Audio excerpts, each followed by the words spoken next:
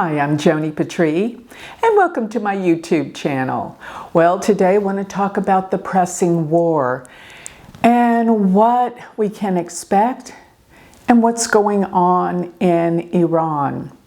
And the way that I do my predictions, remember, I am an astrologer, so I'm not getting these ideas out of thin air. I'm basing this on where the planets are.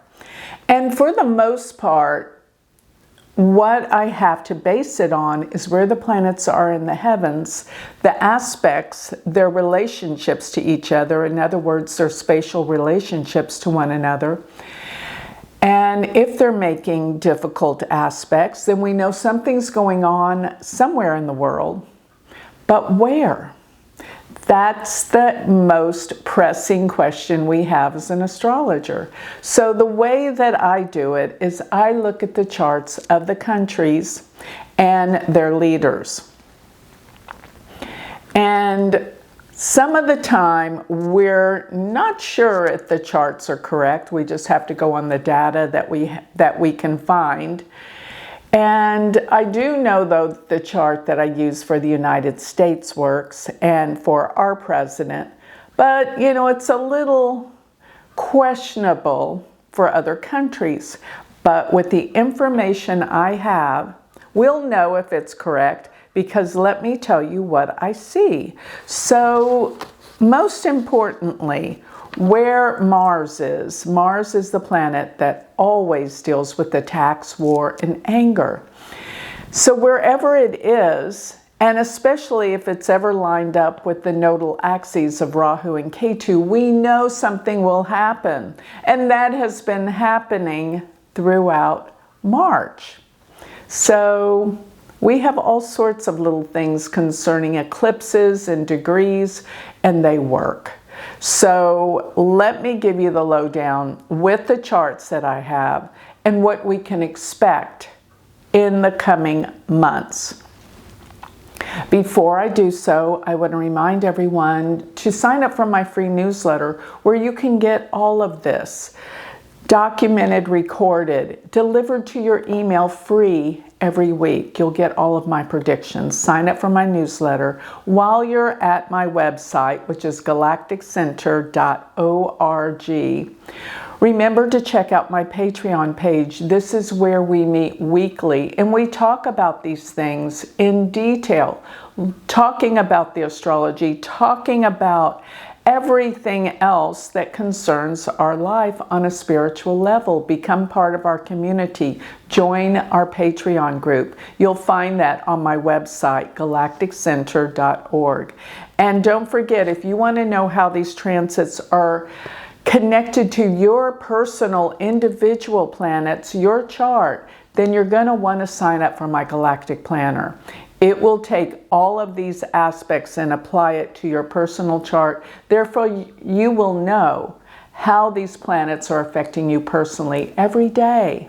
So go to galacticplanner.com, and don't forget, if you want to learn Vedic astrology, I have an amazing university all online. Go to universityofvedicastrology.com.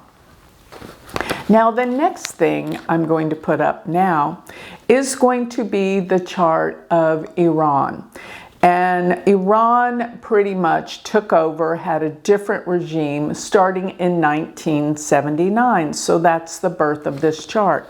So putting this chart up, we're going to see a whole lot as to what we can expect for the next few months. And I say few months because there is a planetary conjunction that I feel is worth noting and will cause major upsets in the world. Now, March is bad enough. April, yes, I know I keep saying things are going to clear, but we've got one more hit, one more big hit. And it comes around April 19th and 20th. Around that time, there is a lineup of malefic energy, big malefic energy. So after that, I think everything's closing in and loose ends are tying up. Then we got that one last event. And yes, May will be so much better. We won't have all this horrible attacks, war, violence. It's going to clear. But I think it takes this one last aspect. But there's a few before that that will concern these charts. So what am I talking about on April 19th and 20th? Well, let's put up the chart for that day, and we'll just put it in Washington, D.C. Doesn't matter. Don't look at the houses per se, but look at where the planets are.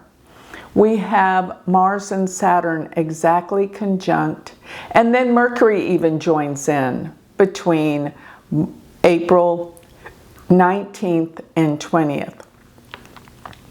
And you'll notice they're all 13 degrees. But if you will look where K2 is at 13 degrees of Leo. And that means it's in a quincunx. This is the most deadly aspect, I believe, because the quincunx involves being 6 and 8 from each other.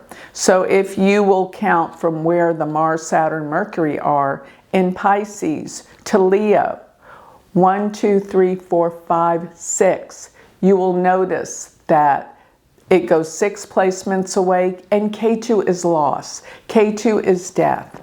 And then if you count back, and the number 6 in astrology relates to the 6th house, which is accidents and enemies. And then if you count back from K2, back to the Saturn, Mars, and Mercury conjunction at 13 degrees of Pisces, you will arrive at 8 placements away. 8 in astrology relates to the 8th house, which is death. So this is critical. Furthermore, what I'm seeing is plugging it into these charts of countries. They have certain planets that are activated. So that is the worst. But one last thing that I've made reference to in my newsletters and things of that nature is that this lineup of Mars, Saturn, and Mercury, they are in the nakshatra called it's Uttara Bhadrapada. So Uttara Bhadrapada, its symbol is a funeral cot, the back legs of a funeral cot. And generally it can deal with a lot of death. And that's what I'm predicting. There is a lot of death. And of course, there's already been a lot of death. I can't even imagine anymore. But that's what I'm seeing with this planetary arrangement. So let's now plug in the chart for Iran for 1979. Putting that chart up, if you will notice where Saturn is in this chart, it sits at 14 degrees of Leo. And yes, K2 is right there. Yes, it's at 13 degrees. And during all this time of all this bombing, even before this April date, K2 is pretty much there. It's on Saturn. Now remember this about the nodes, and they are the most prolific thing in predicting events because they cause eclipses, and most of all, they deal with destiny. Rahu and Ketu. You've heard me talk about them a lot, but they are the biggest indicator of changes within a chart. So when I look at where Ketu is, the indicator of loss, it just crossed over Saturn. And let me tell you something else. The nodes travel backwards in the zodiac. So at 14, now it's at 13. It is dead on right there. And it's been there in March, now April. So that's why they're being destroyed. Because if you look at this chart, Saturn in this chart actually rules the 8th house. It rules Aquarius and Capricorn. Yes, we use the old rulerships. And by the way, if you haven't figured this out yet, I'm a Vedic sidereal astrologer. This is not Western astrology, okay? So, and why do I do the Vedic? It's more predictive.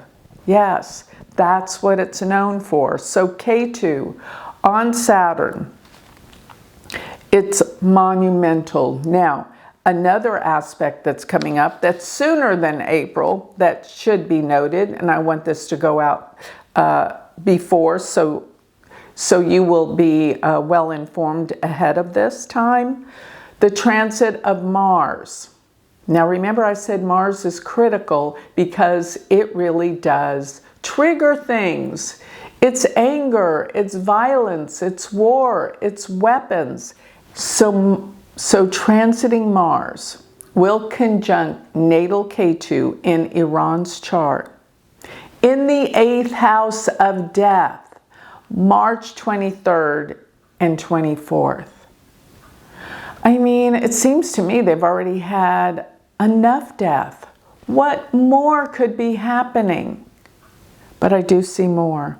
It's not over with yet. And it's frightening that their Ketu sits in the 8th house. Well, Mars has been there. Mars has been transiting in the 8th house, which is the house of death. And it's also aspecting Rahu. Of course, Ketu, Rahu, they're exactly opposite, but it's affecting both this nodal axes. And Rahu in the 2nd house can deal with the financial situation. They're at a complete loss. They are decimated. That's what that means. So the next thing is, when we think about where that Mars, Saturn, and Mercury conjunction are going to be, they're going to be at 13 degrees of Pisces, which is close to their sun. But most of all, don't forget, as I said before, those 3 planets are in a 6-8 relationship to that Saturn in April. So it's not over with till this time in April. Something will happen that will end it for all. Okay, so now I'm going to put the supreme leader, and I don't know how to pronounce his name. I should have looked it up. But his first name is Mojtaba Khamenei, and that is the one that they said is in power. He is the son of the supreme leader that was killed. And so difficult. I mean, he had his father, his entire family killed, wife and children. I mean, how do you live on? But, you know, no matter what his intentions are in war, he's a human being and he's suffering. And will he survive? And, you know, my thoughts are, I hate death, I hate violence, I hate all of this, I hate war, but hey, our planet is still a part of this consciousness. We chose to come here and experience this place, so here we are. We can't sit here and judge everything, because who are we that we know? But let's just look at the astrology no matter what our beliefs are, right? So looking at the astrology, if you'll note, he has the Sun and Ketu conjunct. And that represents losses and difficulties around the father. Ketu's losses, absolutely. And with his Sun being 22 degrees, remember when Mars hits that 23 degree mark, which is around March 23rd, 24th? Well, it's going to hit his Sun by opposition the 22nd. So, wow, it's upon us now. So if he is still alive, he is going to be in grave danger around that time. I think he'll be struck if he's still alive. So his moon is somewhere in Cancer. I don't know where because we don't have his birth time, and that's another thing that makes these predictions difficult. If I had people's accurate birth times and charts, wow, what I could do. But we got to do with what we're working with what we have. I only have his day, month, day, and year of birth. I know where all the planets are. The sun is definitely at 22 degrees of Leo, and Mars is definitely opposing it. And Mars will move up to hit Rahu as well soon after, towards the end of March. So when it hits his Rahu, that will be somewhere around the end of March, okay? Because Mars will enter into Pisces early April. So when it crosses over his Rahu, there's another strike against him. So I'm thinking, and because his Rahu is in Aquarius, and it's in the nakshatra Purva Bhadrapada, he can't be trusted. That's a man with two faces. So whatever he says, don't believe it. But looking at this, the moon being in Cancer is highly sensitive. And I must say Saturn is, as it's in Pisces, it's casting a trine to this moon, which is not a good aspect. And it is opposing his Jupiter. So there is a lot going on that looks very, very difficult for the son of Khamenei that is supposedly in power right now. Now, another chart I want to look at to compare is Reza Pahlavi, who is exiled from his country after they threw his father out, and he was studying in the United States in 1979. He has not been back to Iran since then. You gotta know, he is completely, totally westernized. He lives in the United States. And we do have his birth time. And his moon sits in Pisces. People think he's gonna go back and resume as the leader.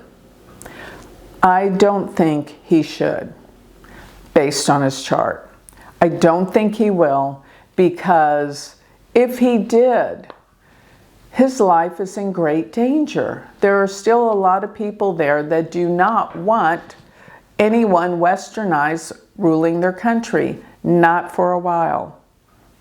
And here is what I'm pointing out to you now. Look where his moon sits. His moon sits right exactly where Saturn just crossed over with Neptune. And Neptune is still within a degree of his moon. They collided together in February at 6 degrees of Pisces, and that is his natal moon. And what I want you to know is when Saturn hits the moon, it's called Sati Sati. It is the most difficult period of your life. I don't think we can expect a man that's lived in the United States his whole life, practically his whole life, to go back to a decimated country and try to rebuild it. With a lot of enemies there, I might add.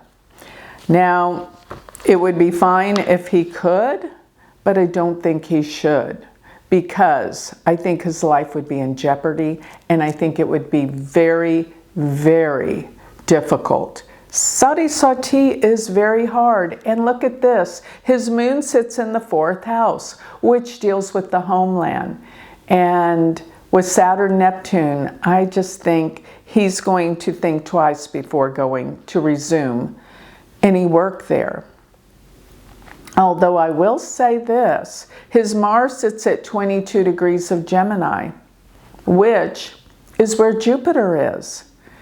And that could be an added plus. The only issue and problem with this is Jupiter will only be in Gemini till June 1st. And after that, the protection is worn off. It will go into Cancer. Yes, because transiting Jupiter not only will be on Mars, but it's been stationed opposed his natal Saturn. And that's fantastic. He's probably thrilled over what the United States is doing, looking at his chart.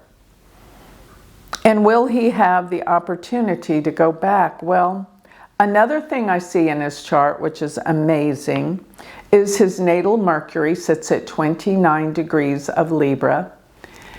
And Jupiter will be 29 degrees of Gemini by the very end of May.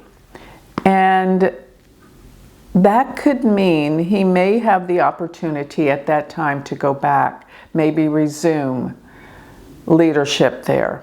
It's very possible he should not go back before the end of May. But then by the end of May, then he has Jupiter going into his 8th house for about 6 to 7 months.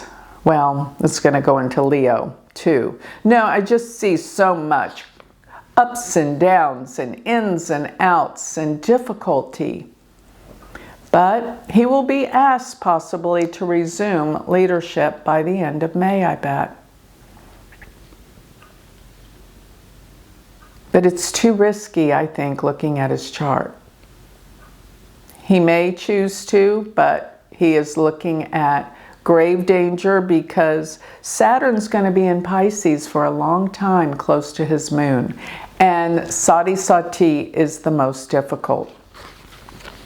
So overall, with this war, I think things are going to get, well, they're heated up now. One thing after another is due to happen. But the big finale, I think, happens around the time of April 19th and 20th. That's where we'll have the clearing. So I hope you've gleaned some information from this, some new astrological knowledge, because really, as much as so many of you think, I don't want to know the astrology, you should want to know the astrology. It is a language. We can all speak it. We can all learn it. And we can guide our lives much better if we had this taught to us. I believe in school. Why not? The planets are our guiding post. How did it ever happen that they have demonized astrology? I don't know, but I think it has something to do with control out there. We should take our control back. Listen to the stars. They will give us the knowledge and the wisdom that we all need to see our lives, to better guide it in the future. So if you would like more information on me, always go to my website, galacticcenter.org. Thank you.